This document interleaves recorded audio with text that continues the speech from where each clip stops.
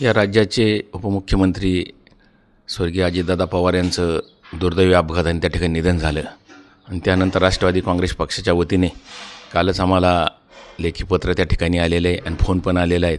आज त्या ठिकाणी राष्ट्रवादी काँग्रेस पक्षाच्या वतीने सर्व आमदार त्या ठिकाणी एकत्र बसून आमची बैठक त्या ठिकाणी होणार आहे. निश्चित उपमुख्यमंत्रीपदी त्या ठिकाणी सुनेत्राताई अजितराव अनंतराव पवार यांची उपमुख्यमंत्रीपदी निवड सर्वानुमते त्या ठिकाणी ठरणार आहेत आणि त्या मीटिंगमध्ये निश्चित त्यांना गटनेतेपदी पण निवड त्या ठिकाणी होईल. पण सर्व आमदारांची एकत्रित बैठक झाल्यानंतर तसा निर्णय राष्ट्रवादी काँग्रेस पक्षाच्या वतीने घेतला जाईल. निश्चितच अशा संकट प्रसंगी या महाराष्ट्रातील राज्यातील जनतेला खूप मोठं संकट त्या ठिकाणी आलेलं आहे. या संकटातून सावरण्यासाठी हा तात्काळ निर्णय घेण्याची वेळ पहिल्यांदाच त्या ठिकाणी आली.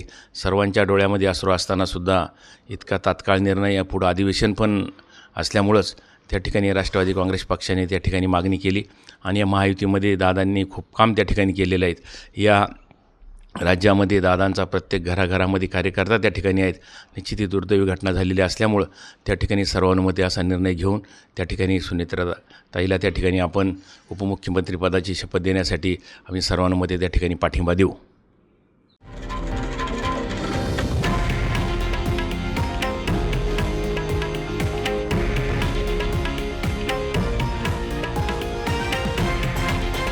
हे आहे देशातील नंबर 1 न्यूज नेटवर्क आणि आपण पाहत आहात TV9 मराठी, एकमेव.